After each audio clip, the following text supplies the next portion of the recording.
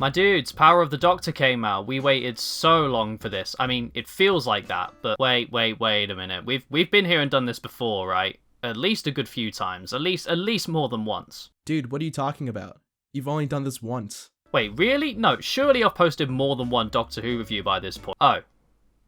Well then. Yeah, so I haven't exactly done that many Doctor Who reviews considering how big a fan of the show I am and how people know me more for Who-related stuff at this point than anything else. The last one I did was when Revolution of the Daleks came out, aka a millennia ago. I'd have liked to have done more, but with how much I'm able to make and upload content, I'm just not able to be as on the ball with these uploads as some of you ravenous motherfuckers. I would use this as an opportunity to question how you fuckers are getting up 20, 30-minute reviews barely an hour after the episode airs, but I know you'll all be distracted because he said ravenous, that's like an 8th Doctor thing. But an episode like this, there's no way I can't talk about it, so here we go. I'm kinda iffy on how to approach this one, because in that Revolution review I did prior, like, I do stand by a lot of what I said about the episode, but I was also way too nice to it. Like, I said I adored it, I'm pretty sure. This episode right here was the most fun I've had with the entire Jodie Whittaker era so far, and I kinda adore it for that. Like, George, I know we'd all been battered the shit out of by the year that was 2020, but Revolution, I mean, it's okay. We have mutated to survive. What? No, alright. I know that sounds bad. But we ain't here to talk about that. We're here to talk about power. Spoilers ahead, obviously. So, let's start at the beginning. What are we dealing with here? Well, we've got seismologists disappearing around the world, famous paintings having been stolen from museums, the Master masquerading as Rasputin and worming his way into the Russian monarchy in 1916. Also in 1916, a so-called second moon having appeared in Earth's orbit that's actually a conversion planet built by the Cybermen/Cyber Masters. And a warning to the Doctor from a defecting Dalek, warning of a Dalek incursion on Earth in which the Daleks are trying to make all of Earth's volcanoes explode at once to flood the world with lava, wiping everyone out, all tied together in a big plan by the Master where he's going to force the Doctor to regenerate into him so he can fuck off around the universe, ruining the Doctor's good name by taking credit for tragedies and abhorrent acts, by taking her out of the picture and allowing the Daleks and Cybermen to just double team on Earth. Oh my god. And it doesn't take a master's degree in screenwriting to be able to tell from a mile away that there is a shitload here, and this is very, very messy. But we start with this scene of the Doctor and co showing up on this dimensional space train thing that's in the midst of being stormed by the Cybermasters who are after its cargo, which I gotta say does feel pretty epic, even if that's mostly down to the music and camera work. It's also rife with a complete inability for any of the main characters to be shot at point blank range. Yes, I know why, but no, it's not an excuse and it's still poorly executed. If you want my views on the whole plot armor debacle and scenes like this, watch this video of mine here. Next, Dan gets shot through the helmet and oh. Well, okay, you managed to land one shot on a main character, alright, congrats, well fucking done. And has a near-death experience almost getting sucked out into space, the Cybermasters are stealing this cargo that turns out to be a child. The sheer fear I felt when seeing this child and being certain we were about to spiral into timeless child shenanigans, but no, it wasn't that, so good bait and switch, I guess? Fast forward to the present, and the missing seismologists and paintings are being investigated by Ace and Tegan. The Ace and Tegan from Classic Who. We knew it was happening from the trailers, but still, it's so nice to see them. Oh yeah, probably a good time to mention that this is also a special to celebrate the 100-year anniversary of the BBC. Probably should have mentioned that. I'm trying to get through the plot summary quickly so I can get straight to opinions, but there's just so much here that look, this video is going to be a mess regardless. Just do what you did with the episode and just roll with it, okay? The Doctor and co land in the present, and Dan leaves. He leaves the TARDIS right at the start of the story because of his near-death experience on the train, and he doesn't want to risk dying anymore, which... okay? Don't get me wrong, I perfectly understand his reason for leaving. That feels perfectly natural, but I can't just act like it didn't feel at least a little bit jarring. It really comes across as Chris knowing there was way too much in this script and just feeling like he had to drop something. And speaking of jarring, immediately after that, boom, there's a Dalek contacting the Doctor in the TARDIS, claiming that he no longer believes in the Dalek mission and wants to help destroy the Dalek race. Well, that's a new one. I mean, is it, Doctor? Is it really? I'd love to delve into that more now, but literally the moment the Dalek stops transmitting, without barely a word, we move straight onto the Master Rasputin stuff, so I'm gonna have to say that to a little bit later. And this wasn't as apparent on my first watch, but man, these plot points have literally zero room to breathe, even with the 90-minute runtime. So yeah, 1916, there's an apparent second moon in the sky, the Master is Rasputin, and he's hypnotizing the Russian royal family, including the Tsar, to take a holiday away from the palace because of reasons I'll get into. I mean, at least we get a decent Master throwback with the hypnotic eyes and the I am the Master and you will obey me. Fan service, yes, but always appreciated. The Doctor and Yaz then land on this second moon, discover it's all made of cyber technology, and there's another TARDIS there. The Master's TARDIS, which is there because of reasons I'll get into. Also, I guess I can say big ups to the Master for wanting to channel his inner Jared Leto. Man's allowed to experiment. And the child is there, tethered to the planet, but it's also not a child, it's actually a creature called a Quarunx that does... sentient energy, enough to power planets and civilizations. Yeah, that. Thanks, Doctor. A metal planet with a Quarunx at the heart of it.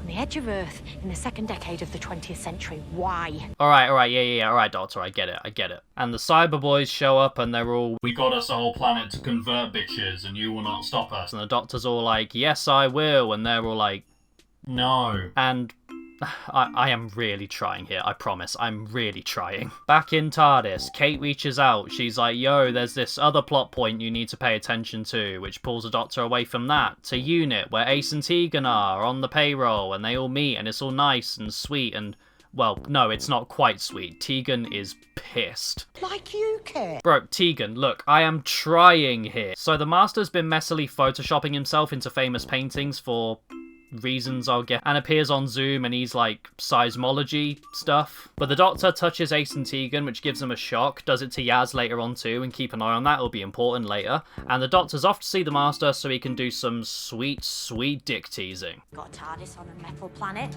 with a stolen Quarunx, guarded by your cybermasters in 1916. Now, do I win a prize if I guess how this all fits together? No, Doctor, I said the Master. That was the Master's cue. This is the day you are erased from existence. Forever. Alright, cool, there we go. Now, get arrested and get taken to Unit, big guy. The rest of the plot's over there. Cool. The fuck were you doing in Naples anyway? Who told you there was story to play out over there? Silly Master. Why is she getting messages from Daleks? Well, Master, say it with me now. For reasons we'll get into later. And then Vinder's back. He shows up through a wormhole and crash lands on the cyber conversion planet. Cool. So the Master's at Unit, making weird jokes and jabs at Kate, Ace and Tegan, and you know what? Actually good scene where he's making jabs and harkening back to these characters' histories. Do actually like that. And then he's all locked up and shit.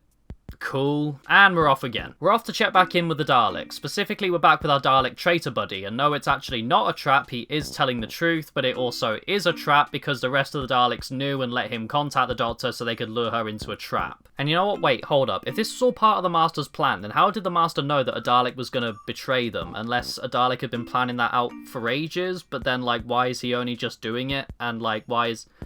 I don't fucking know. There's no point in questioning this, is there? So the Cybermen arrive at Unit through the Russian doll thing that the Master sent to Tegan. Probably should have mentioned that. And Ashad's back after the Master killed him in Series 12. I am so glad I cloned you. Alright, I guess. And back to the Daleks. We allowed the traitor to contact you. Yeah, I said that bit. And then they kill him, and did anyone else feel really bad for him? Like, I was watching this kind of like, oh, he was just a little buddy trying to help out. Come on, man. It's not even just that he was kind of cute. It's also just a sheer missed potential. Like, come on, you can't tell me having a Dalek as a pseudo-companion for this story wouldn't have been gold dust. Or Dalekanium dust, I guess. And they take her prisoner, and she's transported to the Russian monarchy's place in 1916, and the Master, Daleks, and Cybermen are all just there, just chilling. So everything else was a diversion? No, not a diversion. Very important. Okay. So we find out here that the Master was Rasputin and got the Russian monarchy away from their palace so that the Master had a large space to himself to play out this scene. Yep. And then we get the reveal of the force regeneration aspect of the plan. Cool. And...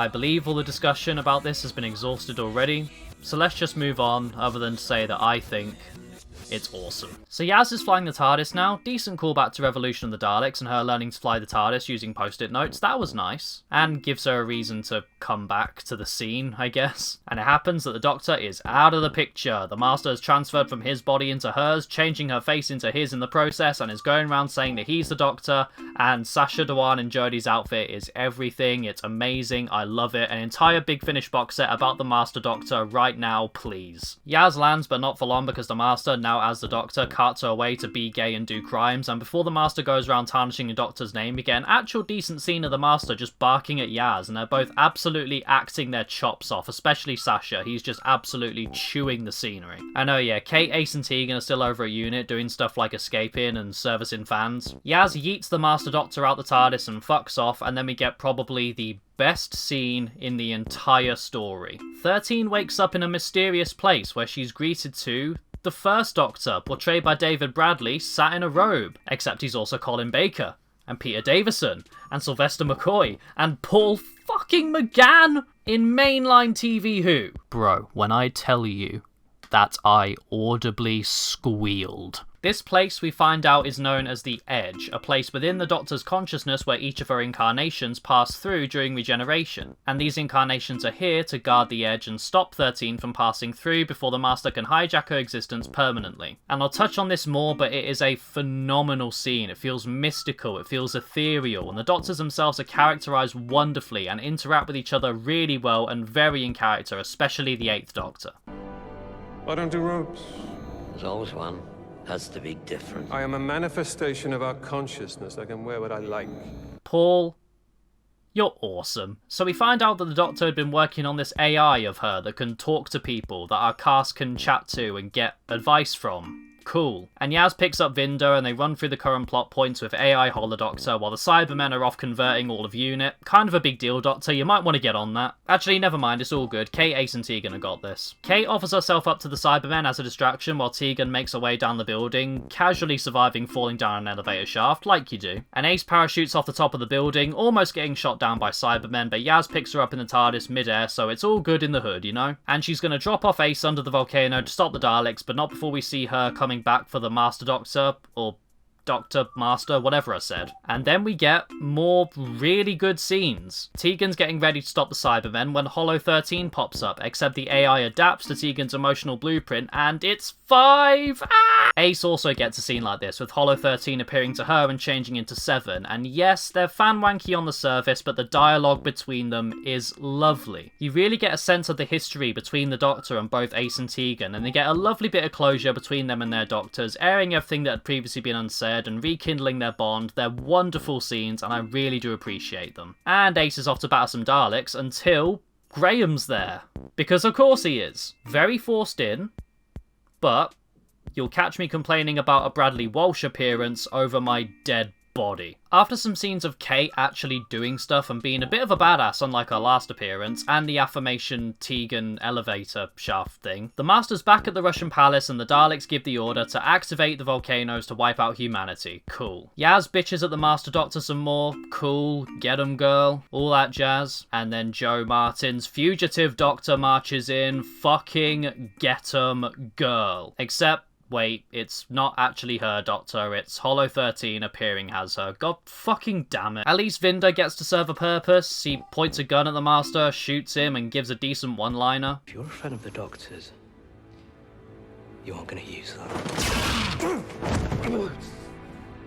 I'm freelance. And they get the Master back into the Force regeneration machine, harvest the regeneration energy from the Cybermasters and use it to regenerate the Doctor back into 13 and shove the Master back into his own body. Neat. Kate's still getting converted until Tegan gets to the Cybermen's gaming PC, unplugs their GTX 1660 Super, which fucks it all up. Neat. And it shocks the Cybermen instead, huh? And after a nifty scene of stuff, we get the obligatory scene of Ace battering a Dalek with a baseball bat like in Remembrance of the Daleks. Good thing in both of those scenes that one Dalek was literally the only one around for some reason. Graham does a thing and they all escape in the TARDIS. Volcano blows up, killing all the Daleks in there. Unit blows up, killing all the Cybermen inside. Don't worry about how Kate and Tegan got out. And naturally, the Master's pissed because he got mega fucked and everyone's on their way to the cyber conversion planet, but so is the Master. Ooh. The Doctor fixes up Vinder's ship in literally no time at all, so Vinder can take the wormhole and just exit. They use the combined power of the Doctor's and Master's TARDIS to teleport the cyber conversion planet away from Earth in 1916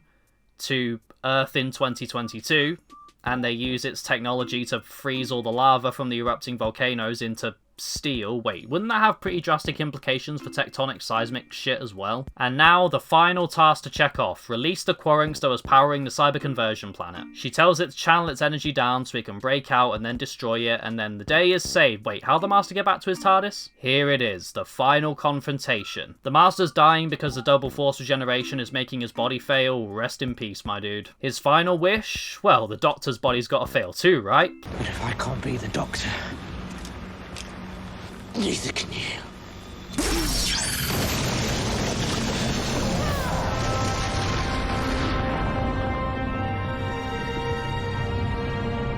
Wait, he shot his tissue compressor vaguely in a direction. How does that redirect the Quarunx's laser towards the Doctor? How does that work? Why not just have the Master shoot her with the tissue compressor and have the Doctor's body start to get all fucky because I don't know, Time Lord bodies can't be compressed and instead causes a major damage or some shit? Why go with the empty spectacle? In fact, you could have had spectacle that way. Have the Doctor's body start like warping and skewing and parts of her body shrinking and growing as a response to the tissue compression and it starts to fuck her up. Why not go for that? And we all know the drill. The Doctor is dying. This is it. The end of 13. I need more time. I want more time. Me when I realized my homework is due tomorrow and I procrastinated the whole time. Get it? Do you get it? Do you get it? It's funny. It's funny. And then we get yet another really nice scene. After having dropped off Ace and Tegan and Kate and Graham, 13 and Yaz go for their one last trip. They sit atop the TARDIS, looking down on Earth, eating ice cream and having their emotional goodbye. And you know what? Yeah, it's really, really nice. The emotional beats ring true, the dialogue is lovely, it just works. Surprisingly so. I think I need to do this next bit alone. Wait, huh? Let's not say goodbye. Wait, huh? And Yaz leaves. I guess. Just straight up leaves. Very weird, but hey, it's okay, because guess what's next? You right, another really lovely scene. So Graham, the big wholesome chungus that he is, became bros with Dan and then set up a support group for former companions of the Doctor, and it's wonderful. A nice little support group with him and Dan and Yaz, but look who else is here. It's Mel Bush. Awesome. It's Joe Grant. Holy shit, I love you. It's Ian. What? This scene was great. The tone was lovely and suited the end of the story. It was a really sweet sentiment to round things off with. It's a joy to see these iconic older characters chatting with these new ones, and a wonderful way to mark the BBC centenary. This is the biggest smile I've had on my face while watching Doctor Who in a very long time. And with that, we say goodbye to 13, with her last line being... Perfect. The camera pans out over her regenerating on top of the Windows 10 screensaver cliff, and we bid farewell to Jodie Whittaker as the Doctor. Goodbye, Jodie. While I've had my ups and downs with this era, mainly its writing, which has at times been abhorrent, to be honest, you yourself and your performance were a joy. You've been an amazing ambassador to the show, and in all sincerity, I am genuinely gonna miss you in the role. All the best, girly, and thank you for everything. And at last, that is Power of the Doctor.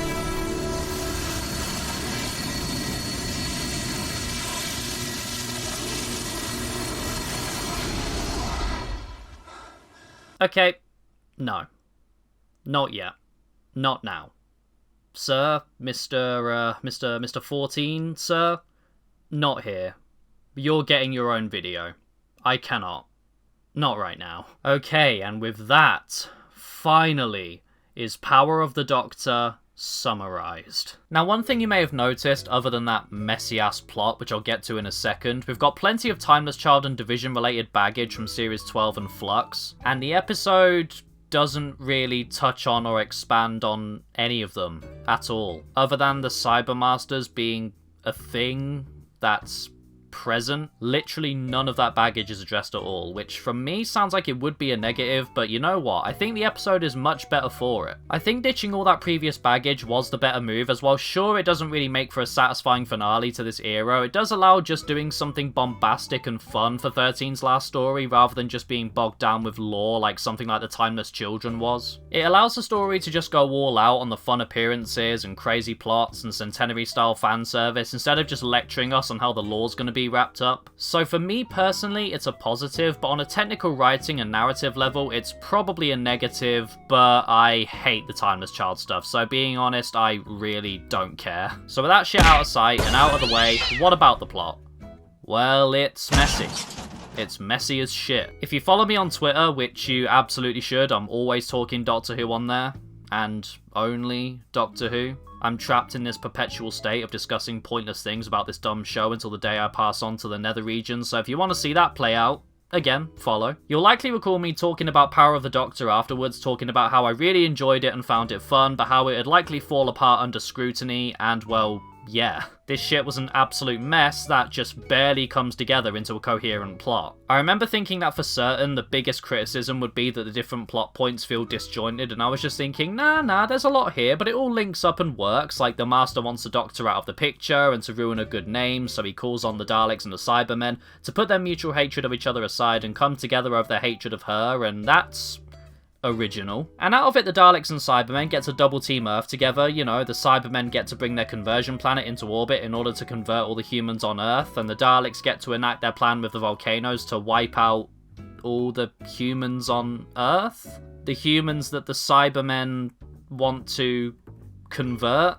Yeah, there's no looking past that. This shit is just no. In order to have a much better narrative flow, this thing needed to drop at least one of these plot points, and don't get me wrong, it's a centenary special, so I understand why Chibnall wanted the three biggest bads of the whole show in a story together. And normally for specials, especially anniversary specials, I can forgive this kind of thing, but you know, when the story is completely falling apart at the seams with how overstuffed it is, something's gotta go, and for me, it's the Daleks. Everything to do with the Daleks in this episode feels like such a misfire. Starting off with the Dalek defector who comes to help the Doctor. Yes, Dalek traitors and defectors are not a new concept at all, far from it, but the groundwork laid here is genuinely really interesting. Starting with the Daleks' reasoning. The Dalek machine was created to ensure the survival of the Dalek race. Yet Dalek's identity has eroded over time. The Dalek mission has changed to become the perpetuation of the Dalek race. Analysis concludes we have lost the right to survive.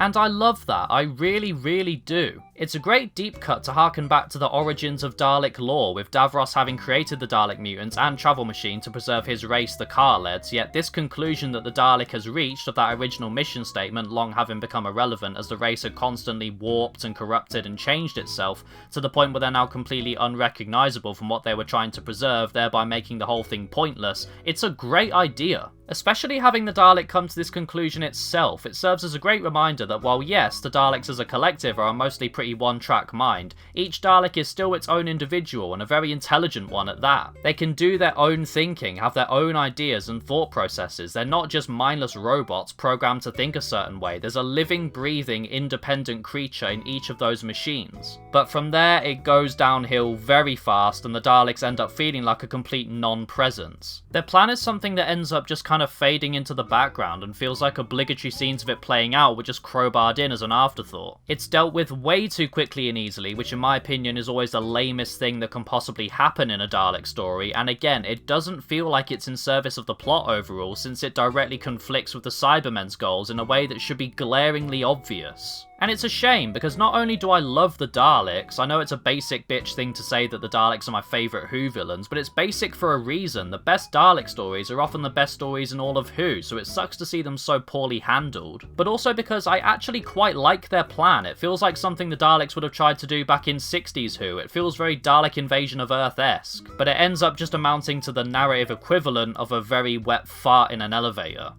Like, sure, some people there might kinda like it. I do not.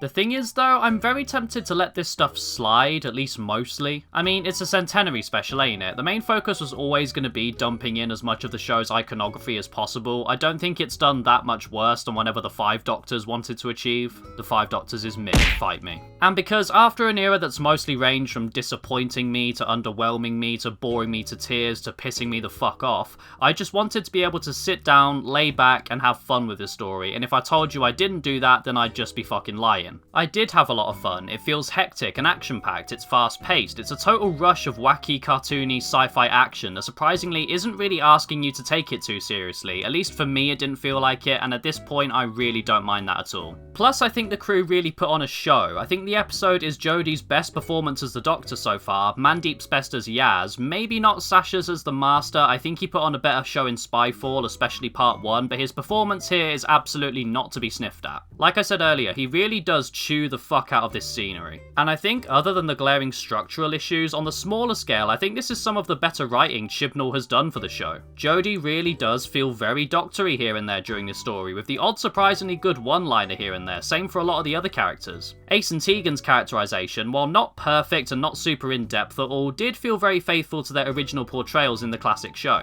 Of course, we were going to get the obligatory Braveheart Tegan and the Wicked from Ace. Wicked.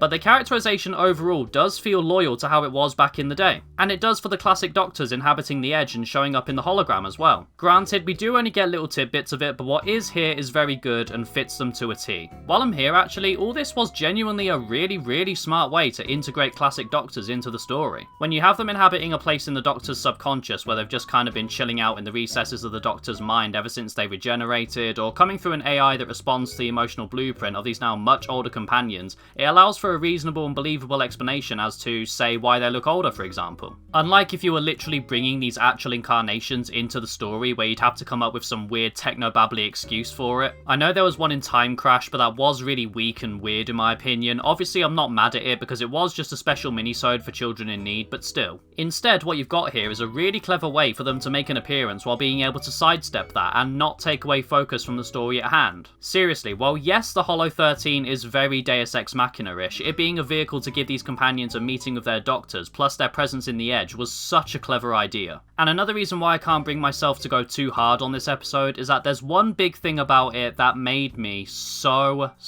happy. Regeneration stories are a big deal. Every Doctor deserves to have a great send-off that caps off their era, feels like a good ending for their Doctor, and summarises who their incarnation has been and does them justice before they bow out. And with how rough and rocky this era's writing has been, I'm gonna be blunt, I did not trust Chris Chibnall to deliver on that. I didn't. I really didn't think that Jodie's regeneration would do her Doctor justice and give her the fair due she deserves, especially after being attached to an era that's left a very sour taste in the mouths of a lot of people, while her Doctor had so much potential, and Jodie clearly loved being in the role, which is just unfortunate. However, I'm very happy to say that in my opinion, Jodie's 13th Doctor gets some final scenes, final lines, and a regeneration that does her Doctor justice. Her final scenes were good, and I cannot overstate how happy that makes me. I already mentioned how I thought the companion support group scene with Graham, Dan, Yaz, Mel, Joe, and Ian was beautiful, and 13's final scenes with Yaz felt really sweet and sincere and from the heart. When they're sat on top of the TARDIS and the Doctor's reflecting back on her time with her friends to Yaz, for the first time in this whole era, I honestly felt a little bit of emotion bubbling up in me. You actually managed to knock some emotion loose from me, so thank you, Chris. It's good to know that I haven't just been descending into sociopathy the last 4 years. It's not completely perfect. I really didn't buy Yaz's decision to just leave because 13's regenerating. That really felt out of character to me. You'd think with how much she loves her, well, more so how the last couple of scripts have tried to tell us she does,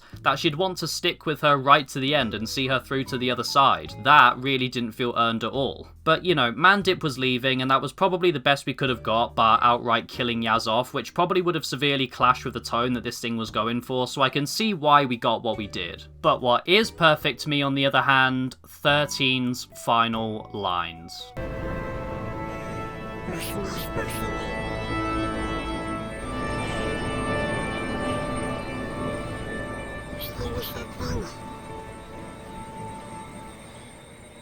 I don't know what happens next.